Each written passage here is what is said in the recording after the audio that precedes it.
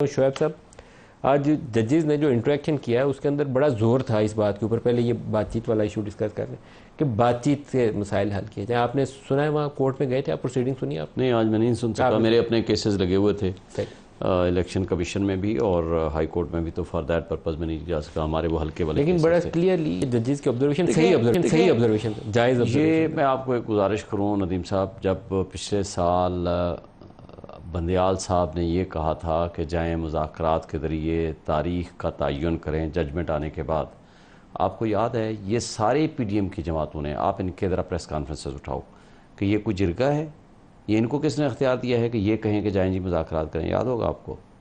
लेकिन एक बात और है, जजेस अपना जो कंसीडर करते हैं उसमें गुफ्तगू करते हैं। अब मुझे नहीं पता किस हद तक रिपोर्टिंग आई है, किस कंटेक्स्ट के जवाब में उन्होंने कहा है।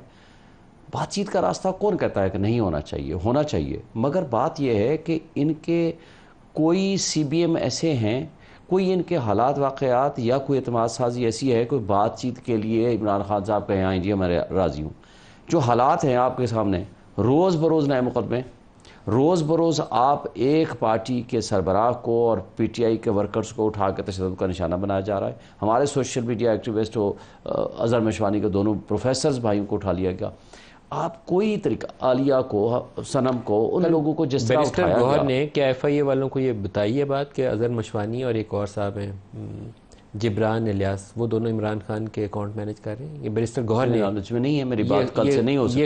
ये खबर बैरिस्टर गौहर का जो वहाँ सवाल जवाब हुआ है, ये मीडिया की पब्लिश न्यूज़ है, कोई डिनाइल नहीं है, इसका मतलब उन्होंने बात मेरे नॉलेज में नहीं है। लेकिन उसका ये मतलब तो नहीं है ना कि किसी के भाई प्रोफेसर। मैं नहीं कह रहा, मैं ऐसी चीज़ को अप्रिशिएट नहीं करता, मतलब बात ये है लीगल काम को अप्रिशिएट नहीं करता, लेकिन ये बैरिस्टर गौहर को एट्रीब्यूट किया गया कि अज़हर मशवानी और वो उसने कोई बात की हो, मेरे नॉलेज में नहीं है। मेरे आप मीडिया की खबर होगी, मैंने गौर साहब से बात नहीं की, ना ही मेरे नॉलेज से ये गुजरी है। लेकिन देखें, इमरान खान ने कहा आज अनडिक्लेयर्ड मार्शल लॉ है। मैं चार बातें आपसे गुजारिश करता हूँ।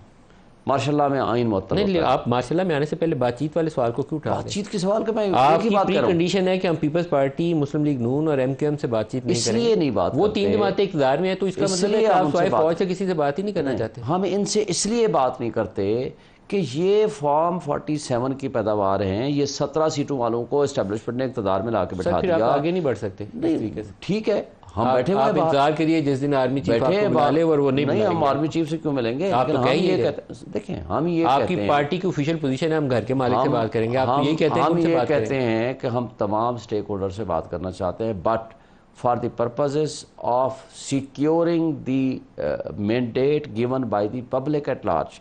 हमारा फॉर्म 47 का आज जुडिशल कमीशन बनाए, कल हम बैठते हैं। आज जो इनका तर्ज अमल है, हम इनके ज़रिए जाकर पहले इनको लेजिटिमेट गवर्नमेंट तस्लीम करें, फिर इनको कहें जी मेहरबानी करें आप हमें हमारे मुकदमे ख़त्म करें। भाई हमने लड़ना है ना अदालतों से, हमें इंसाफ अदालतों से मिलेगा, हमें कोई गरज नहीं। लेकिन ये तरीका जो कुछ ये कर रहे हैं, जिसने इक़्तिदार पे कब्जा भी किया हो ना, मार्शल लॉ लगा के जनरल मुशर्रफ बैठा हुआ था, तो सियासी कुव्वतें उससे भी मुज़ाकरात करके तो आइन बहाली का रास्ता ढूंढती हैं। आप तो कहते हैं कि नहीं बात नहीं करनी, ये गैर सियासी। आज